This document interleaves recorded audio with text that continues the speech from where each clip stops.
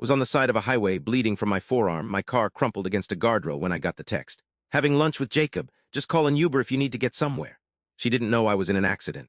I had tried calling her twice before I crashed. She hadn't picked up. And now here I was on the ground, watching a stranger on the shoulder of the highway wave down passing cars. But the moment that changed everything wasn't on that highway. It was 45 minutes later when a police officer walked into the restaurant where she was sitting with Jacob, her just a friend, and delivered my emergency message in front of everyone at the table.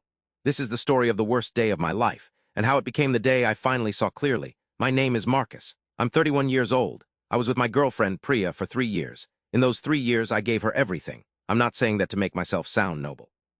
I'm saying it because I need you to understand the context of what happened. When Priya lost her job, I covered her rent for 5 months. When she wanted to go back to school, I researched programs with her, helped her with applications, celebrated her acceptance. Jacob had been in the picture almost since the beginning. He was her best friend from university. She said I was jealous when I expressed discomfort. She said I needed to trust her. Maybe I was jealous. Maybe that was my gut telling me something my heart wasn't ready to hear. That morning, the morning of the accident, I had tried to call Priya to tell her I was heading over after my errand. The call rang out. I figured she was busy. I kept driving. It started raining, hard. And then a car in the lane next to me hydroplaned, clipped my rear bumper, and I hit the guardrail at 50 miles an hour. When the airbag deployed, the world went very still and very loud at the same time. Does that make sense? There was ringing and smoke and the smell of something chemical. I checked myself. I was conscious. My left forearm was cut, not dangerously, I would learn later, but it was bleeding through my shirt. My chest hurt from the airbag. My neck was stiff. I managed to get out of the car. A man who had been driving behind me had pulled over. He called 911. He was kind. He gave me his jacket. I tried calling Priya. No answer. Second call. No answer. And her text came in. Having lunch with Jacob. Just call an Uber.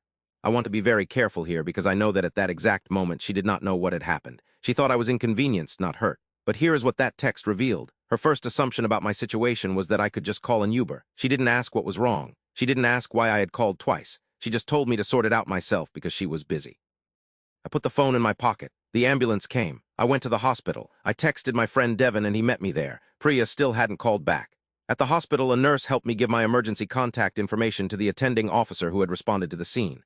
I gave Priya's name and the restaurant she had mentioned in previous conversations as a place she and Jacob went regularly.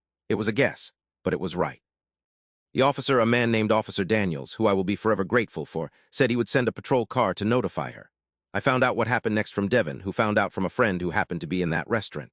Officer Daniels walked in, asked for Priya by name, and said in his professional, completely matter-of-fact way, "Ma'am, your boyfriend has been in a motor vehicle accident and is currently being treated at the hospital. Tried to reach you twice before the collision." And then, because officers often do this, he added, he wanted to make sure you knew he was okay.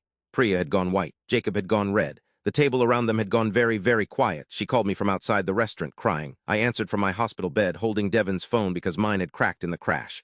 "Marcus, oh my God, I am so sorry, I didn't know." She was barely intelligible. I said, "I know you didn't know.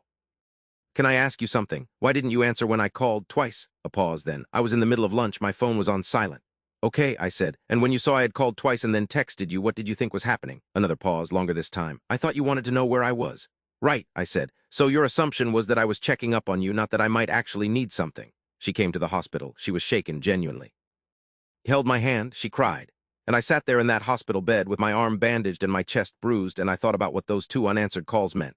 What her first instinct, Jacob lunch, just get an Uber, said about how she saw me. Not as a partner she worried about. As an inconvenience she managed. I told her I needed some time to think. She didn't fight it. I think on some level she understood. 2 weeks later, I ended the relationship, not in anger. Quietly and with a kind of sadness that felt like grief. The months after the breakup were hard, I won't sugarcoat it. But they were also clarifying in a way I hadn't expected. When you remove someone from your life who has been making you feel small, even in subtle ways you hadn't fully noticed, there is a lightness that follows. I started doing things I had let slide. Went back to the gym. Spent more time with Devin and my other real friends. Picked up photography again, something I had abandoned years ago. I did a lot of thinking about what I had accepted as normal in that relationship. The dismissiveness. The way my concerns were always jealousy. The way I had been trained slowly to shrink.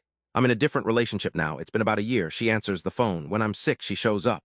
When I'm busy, she understands. It's quiet and easy in a way I didn't know love was allowed to be. Priya and Jacob are together now. I found out through mutual friends. I genuinely wish them well, I mean that. Because what she did for me accidentally on that wet highway was set me free. Here is what I want to say to anyone who is sitting in a relationship right now wondering if their instincts are right. Pay attention to what someone does when they think there is nothing dramatic happening. The grand gestures, anyone can do those. What reveals a person's character is the ordinary moments. Did they answer the phone? They ask what was wrong before assuming. Did they show up? Those questions matter more than the anniversaries and the I love yous. I nearly had to be in a car accident to understand that. I hope you can learn it a less painful way. If this story resonated with you, please subscribe to Digital Confessions and leave a comment below. I read every single one.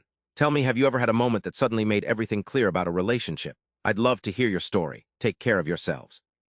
I'll see you next week.